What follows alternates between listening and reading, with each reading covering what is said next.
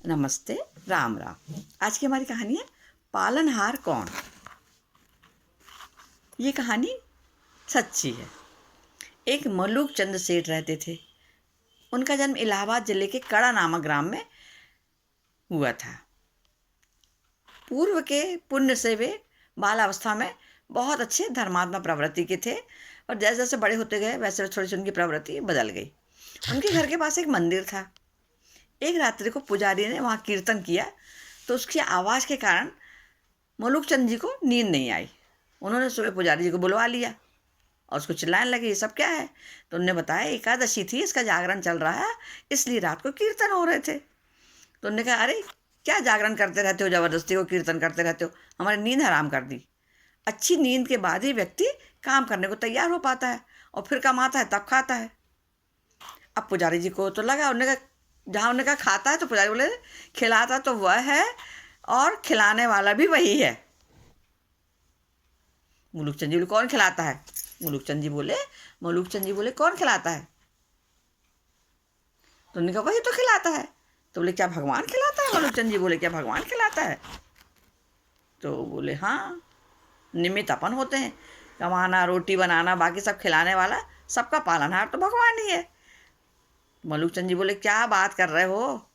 पालनहार पालनहार लगा के रखिए, कहाँ पुरानी बातें लेके बैठ गए।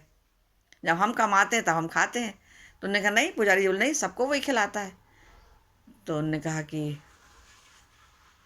हम नहीं खाते उसका दिया। मलूक चंद जी बोले, मत खाओ, बोलते रहो तुम, और नहीं खाओगे तो मार मार के खिलाएगा तुमको, पर खिलाएगा वही। अब मलूक चंद जी ने बोला, ठीक है। अब उनको तो अंदर से लगा कि जो बोल रहे पंडित जी क्या बोल रहा है।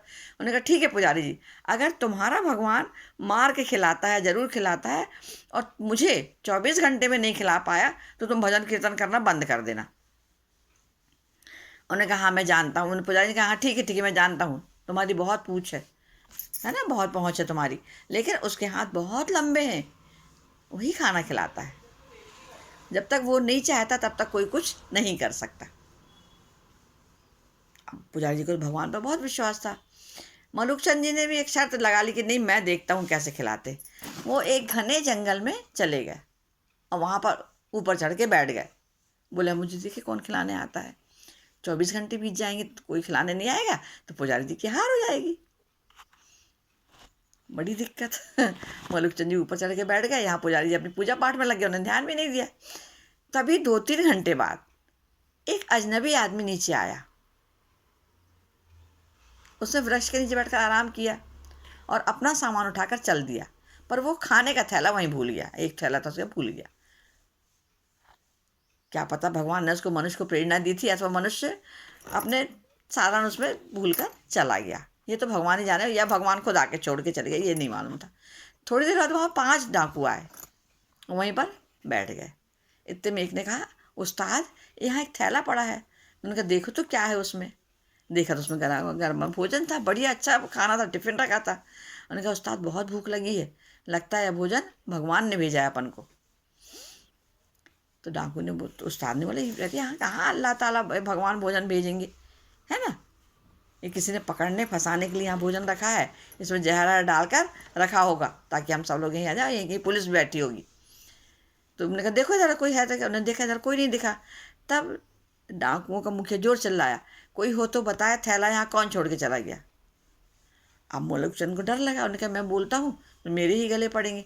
तो वे चुपचाप बैठे रहे, पर डरते रहे।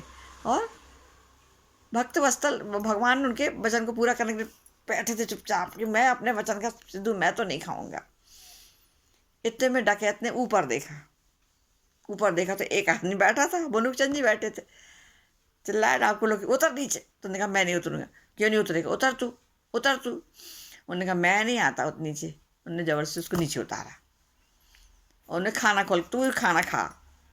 तो वो तो खाने को नहीं, तो उन्होंने कहा, मैं नहीं खाऊंगा खाना, मैं उतर रहा हूँ तो मैं नीचे खाना नहीं खाऊंगा, मैं तो बिल्कुल नहीं खाऊंगा। तो बोले, पक्का तूने खाने में जहर मिलाया होगा, खा और तुझे खाना ही पड़ेगा। उन्होंने कहा, मैं नहीं खाऊंगा, मैं नहीं खाऊंगा। उन्होंने पकड़ के उसको नीचे भी उतारा और उसके जबरदस्ती खाने लगे। उन्हें खाओ खाना, का मैं नहीं खाता। वो बोलते, मैं नहीं खाता। एक डाकू को जो मुखिया था उसने एक तमाचा जड़ दिया। उसको पुजारी जी की बात याद है मलुकचंद को, नहीं खाओगे तो भगवान तुमको मार मार कर खिलाएंगे, पर तुम्हें खाना ही पड़ेगा। उन्होंने कहा मैं नहीं खाऊंगा। मलुकचंद फिर बोले अरे कैसा नहीं खाएगा, पकड़ो इसको और इसके मुंह में डालो। डकरतन उसकी नाक दबाई, मुंह खुलाया और जबरदस्ती उसमें ठूसने लगे। ये नहीं खा रहे थे तो डाकू उनको पीटने लगे। अब मलुकचंद ने सोचा ये 5 है, मैं अकेला हूँ, नहीं खाऊंगा तो मेरी हड्डी बस्ती टूट जाएगी। इसे चुपचाप वो खाना खाने लगे और बोले मान गए भगवान, मान गए, मार मार कर भी भगवान खिलाता है, मेरे को समझ में आ गया। उन्होंने मन ने सोचा कि डाकू डकैत के रूप में भगवान आया और मुझे खाना खिलाया, भगवान तू सही में सत्य है, पुजारी जी की बात तूने सच करके दिखा दी। और उनकी जो बचपन की भक्ति थी, जो बचपन में धर्मात्मा थे, वो उनको फिर से उनकी वो धारा फूट पड़ी और वो फिर से धर्मात्मा बन गए। डाकू वहाँ से चले गए और मुलुकचंद दौड़ के पुजारी जी के पास आए, उनके पैर पड़े। पुजारी जी मान गए आपकी बात, नहीं खाए तो मार कर भी खिलाता है और भगवान ने मुझे मार मार कर खिलाया। पुजारी जी बोले वैसे तो कोई 3 दिन ना खाना खाए तो कुछ नहीं होता, पर भगवान तो किसी ना किसी रूप में खिलाई देता है।